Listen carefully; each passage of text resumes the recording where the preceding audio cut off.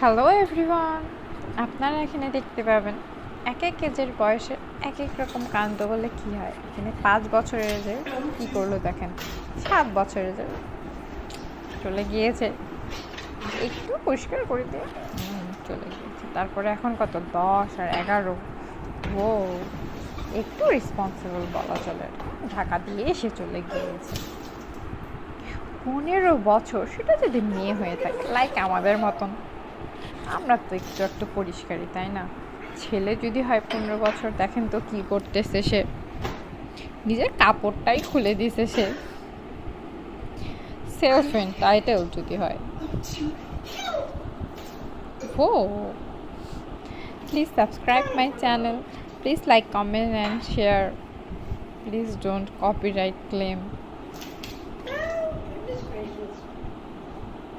Tata.